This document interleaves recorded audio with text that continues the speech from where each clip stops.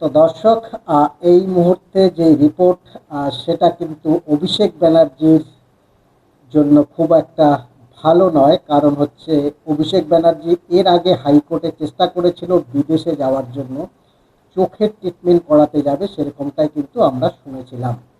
কিন্তু হাইকোর্ট তখন কিন্তু পাত্তা দেয়নি। তার যে কেস সেটাকে তাড়াতাড়ি শোনার জন্য কিন্তু ও অ্যাপ্লাই করেছিল, হাইকোর্টের কাছে আবেদন করেছিল। সেই সময়ে জাজরাও কিন্তু বলেছেন না, এমন কোনো বিশেষ কোনো কেসের মধ্যে ব্যাপার নেই যাতে করে এটাকে দ্রুত তাড়াতাড়ি শোনাতে হবে।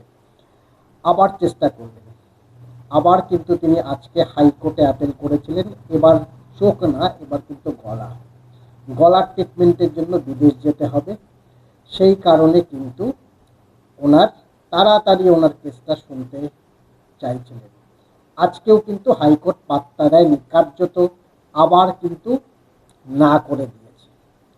ইতিমধ্যে যেটা 30শে জুন ভোটের যে ক্যাম্পিং, সেই ক্যাম্পিং করতে গিয়ে রবীন্দ্রসঙ্গীতের গানে ডিজে বাজাবে সেটা বলেছিল, সেটা নিয়ে মামলা হয়েছে, এফআইআর হয়েছে, আপনারা জানেন, সিআইডি তদন্ত করছে।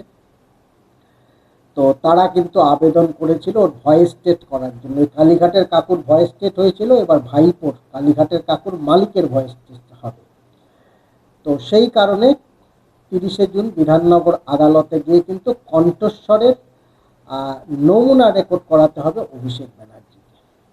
খুব ছটপট করছিল, যদি কোনোভাবে ফুরুত হওয়া যায় বিদেশে, তারপরে ওখান থেকে যদি অন্য কোথাও সাইট কেটে যাওয়া যায় তাহলে এই যাত্রা থেকে হয়তো বাঁচা যাবে। তো আপাতত কিন্তু হাইকোর্ট সেটাকে মঞ্জুর করেনি। তো স্বাভাবিক নিয়ম অনুযায়ী ওর কেসের যেদিন ডেট আসবে সেদিনই কিন্তু হাইকোর্ট সেইটা শুনবে। তো অভিষেক ব্যানার্জির কিন্তু যে সমস্যা, সাঁড়াশি চাপ, সেটা কিন্তু আরো ধীরে ধীরে ক্রমাগত জটিল হচ্ছে। আমাকে 104 বার হাইকোর্টে যেতে হয়েছে। আর প্রাক্তন মুখ্যমন্ত্রীকে 15 দিনের মধ্যে রানী রাসমণি চেয়েছিলেন। আমি বললাম যানজট হয়ে যাবে, আমার ধারণা ছিল প্রচুর লোক আসবে। তা আমার ধারণা ছিল না 500-600 লোক হবে। আমি বললাম ওয়াই চ্যানেলে করুন। বললেন কে বাধা দিয়েছে? তা বলে আপনি অ্যাপ্লিকেশন করে দিয়ে কলকাতার রাস্তায় ভিক্টোরিয়ার সামনে ফিতা নিয়ে চলে যাবেন? মামার বাড়ি নাকি ফিতা নিয়ে যাবেন মাপতে? কে অধিকার দিয়েছে আপনাকে? কে অধিকার দিয়েছে? পারমিশন প্রেয়ার করবেন, কোথায় দেব বলে দেব, কোথায় দেব বলে দেব। আরে আপনাদের লোক প্রচুর, প্রচুর লোক, লক্ষ লক্ষ লোক, 30 লাখ লোক হয়। 11 সালে তো ব্রিগেডে গেছিলেন, এবারেও চলুন না ব্রিগেডে যাই। দম আছে? দম আছে? দম থাকলে লড়ুন, কোনো অসুবিধা নেই।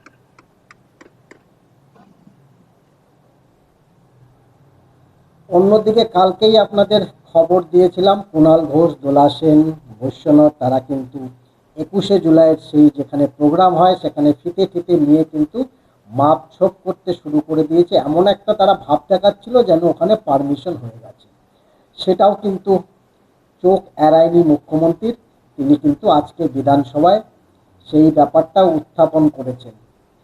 মামার বাড়ির আবদার, অ্যাপ্লিকেশন করেছেন, আপনি সেখানে পারমিশন পাবেন কি পাবেন না তার নাই ঠিক। আপনি দলবল ফিতে নিয়ে ওখানে রাস্তায় লোকজনকে সমস্যায় ফেলে দিয়ে আপনি ওখানে যানজট তৈরি করে ফিতে দিয়ে মাপামাপি শুরু করে দিয়েছেন।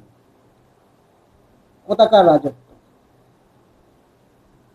ওনাদের শাসনকালে বিরোধী দলনেতাকে তো একটা মিটিং করতে হলে পারমিশন মিলত না, হাইকোর্টে যেতে হতো 104 বার।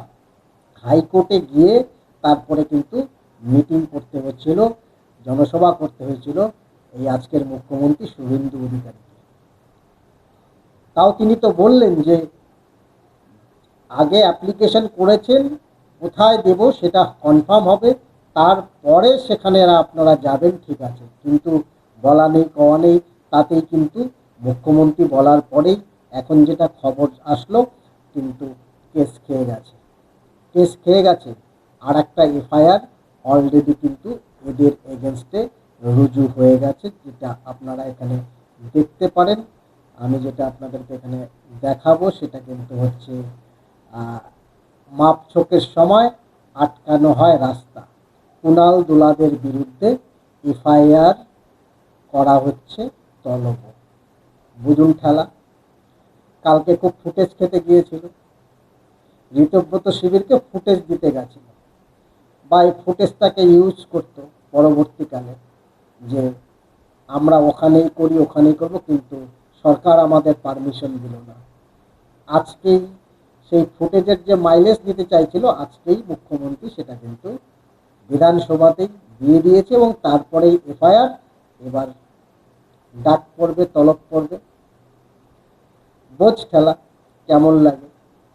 বিরোধী দলনেতাকে যেরকম করেছিল, খুব মজা লাগছিল তখন বিজেপির এক একটা মিটিং জনসভা করতে গেলে খুব তখন পারমিশন নিয়ে পুলিশ প্রশাসন দিয়ে হেনস্থা করতে। এখন বোঝো কত ধানে কত চাল, কেমন মজা। তো দর্শক, এই হচ্ছে কুণাল ঘোষদের অবস্থা, কালীঘাটের তৃণমূল যারা রয়েছে। তো দেখা যাক এখন ঋতব্রত তৃণমূলীদের কোথায় কি জায়গা পায়, কারা কোথায় জায়গা পায়, সেটা খুব ইন্টারেস্টিং একটা ব্যাপার হতে চলেছে আগামী কয়েকদিন। পরিবর্তনের বাংলাতে নজর রাখবেন। অবশ্যই আপনাদেরকে প্রত্যেকটা খবর রাজ্যের পরিবর্তনের আপনাদের কাছে তুলে ধরবো। ভালো থাকবেন।